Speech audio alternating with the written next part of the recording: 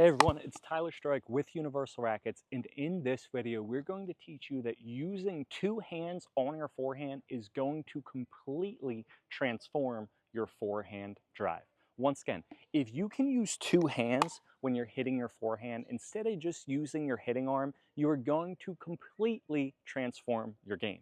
Now, not actually having two hands on the paddle, but where players go wrong is that they use one half of their body. If you just use one half of your body, you're going to arm the ball, you're going to get tennis elbow, you're going to hit a ceiling if you want to keep the ball in, and you're not going to be able to progress. If you want to get to that next level, you have to use both sides of your body. And this non-dominant hand right here, your left hand if you're a right-handed player, your right hand if you're a left-handed player, is going to completely transform your forehand drive and return.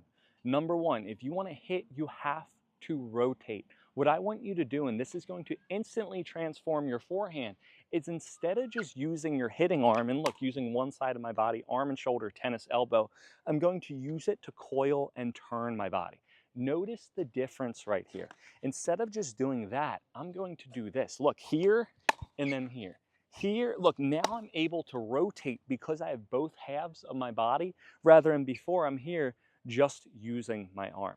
So what I want you to do to ensure that you do this is instead of taking your paddle back with your dominant hand, you're going to push it back with your non-dominant hand. Again, if I'm a lefty, instead of going like this, I'm going to push it back like this. When you take the paddle back, you want two hands on your paddle. That's going to ensure that my body is turned and rotated and coil. Think that I'm like a sponge. I'm going to coil and uncoil. That's going to help. That's number one, how the non-dominant hand or using two hands for your forehand will transform your pickleball game. Now, number two is spacing. When you do that, and this is just a bonus, players go wrong because they make contact too close to their body. If you turn with both hands, you're going to be able to create space when you take your paddle back, so you're going to make contact out in front and away from your body.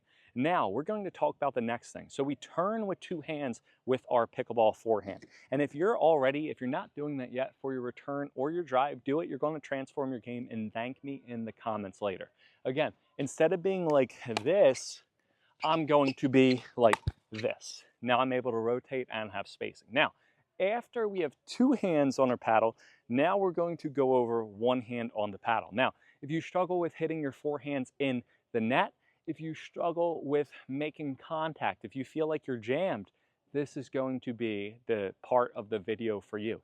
Number one, this non-dominant hand is your guide, it's your GPS, it's the light to the end of the tunnel towards the ball. What I mean by that, we'll do it lefty. Wherever I can get my non-dominant hand to, that's exactly where I want to make contact with the ball. Where do I want to make contact? It's very simple. Wherever I can get my left hand. I want you to think 12 o'clock here, 9 o'clock here, try and think of the clock, 3 o'clock here, 6 o'clock back here. You want it around 11, 10 and a half o'clock if you're a left-handed player. You want it around 1 and a half o'clock if you're a right-handed player. You want to get your hand here straight out and you want to try to catch the ball. If you can line, again, your hand, your non-dominant hand up with the ball, that's going to get you the exact proper contact that you need to hit a forehand. I'm telling you, it works. If you ever struggle, ball's too high, ball's here, just use your non-dominant hand.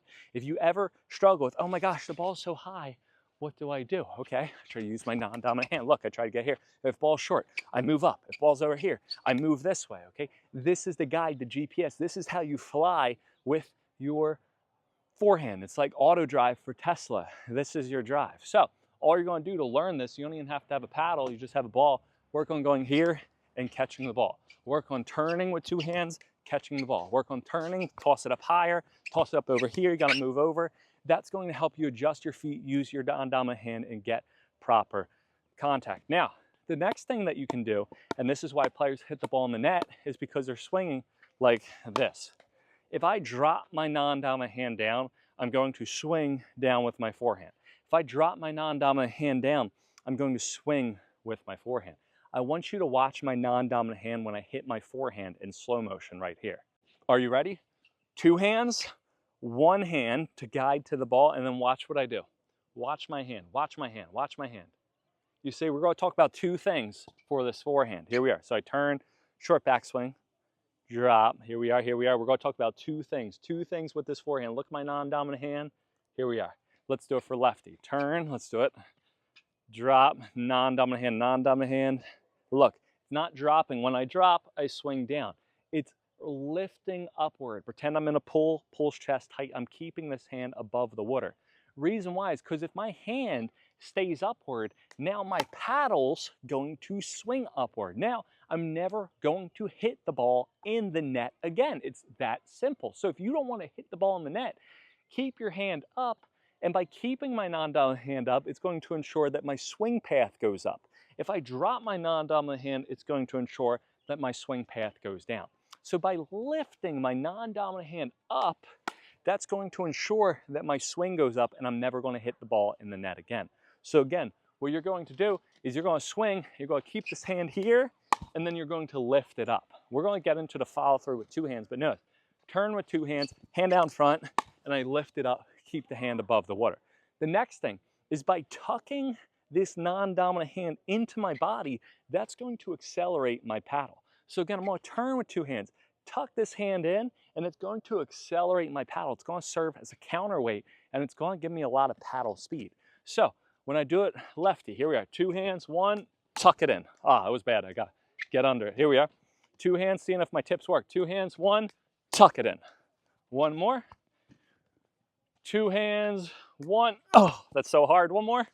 Let's try again. Two hands, one. Okay, what did I do different on that last one? Very simple. I was making bad contact. The first three went into the net. And the reason why is because I was thinking about tucking it in, but I forgot that I had to get my hand out to the ball. What did I tell you guys to do? Get your hand out to the ball. The last one that I did, it was so good because I got my hand out to the ball, gave me proper contact, and I was able to rip a forehand drive. Let's do it on the forehand side but look, I forgot to do that. Look what happens. Now a good shot, implemented tip, now I'm good to go. Here, out, and tucking it in. Tucking it in, allowing my paddle to accelerate. The last thing I want is the follow through. So you turn with two hands, get your hand out. But now if you catch the paddle with two hands after you're done, that's going to ensure that you rotate. That's going to ensure that your hand lifted up, that the ball's out of the net, and it's going to ensure that you follow through. If you catch the paddle with your non-dominant hand on the follow through, it's going to ensure that you did the proper swing path. Once again, if you catch the paddle on your non-dominant hand for your follow through, it's going to ensure that you did the proper swing pass. So what I want you to think again is two hands, one hand, two hands. Again, two hands on the take back, one hand, and then two hands on the catch.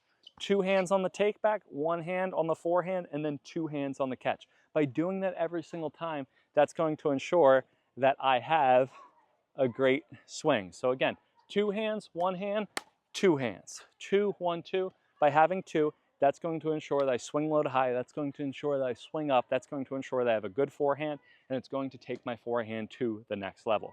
If you can get both halves of your body working together, if you can turn your body, if you can use this non-dominant hand to your advantage, it's going to unlock so many things towards your pickleball drives and your returns, and it's going to take your pickleball game next level. Always people say, oh, well, do you have tennis experience? Did you play tennis? Did you play racket sports? Like, what'd you do? Oh, you're so good. What's your duper? You play tennis? No. It's not that you apply, yeah, you learn in tennis, and that's why all tennis players have it, but you don't have to have 20 years of tennis to do this. You just got to get this hand over here when you turn, stick it out, and then catch it. If you can implement that into your pickleball game, you don't need to have years and years and years of tennis experience. You just have to do this, implement it into your pickleball game, and it's going to completely transform it. You want both halves to work. Another way to think of it, and I used to love doing this before I really played pickleball, but tennis, either hold the paddle here or think you have a medicine ball. If you have a heavy medicine ball, you can't just throw it with one hand. You go back with both hands for the medicine ball, and then you swing forward. Same thing for the backhand. Back, swing forward. Another thing is someone could feed the ball to you, and you can work on back and hitting the ball this way. You ever see one of those paddles that it's like a different grip, ergonomic paddle? It's so weird. It's like not a handle here, it's on here. Think that you have one of those paddles, and then what do is after you throw the medicine ball or after you do a couple of these reps, then you pretend you do the exact same thing. Keep your hands there, have a good forehand, win more medals, get a higher duper, and you're a happy pickleball camper. And you subscribe to my video because my goal is to get over 50,000 subscribers by the end of 2025. If you guys enjoy this video, make sure again, subscribe, share with your pickleball group chat. Everyone's in a pickleball group chat. Share this video to them, share it everywhere. It helps support the channel. I really appreciate it. Click all the links in the description. Carbon's releasing a brand new amazing pickleball paddle that I would have right now, but my wife took from me. I'm a little bit upset. She had it in her pickleball bag instead of mine, so to use these other paddles, but they're still just as good. Have a good one. Use code UNIVERSAL at discount, and we'll see you guys next time on court.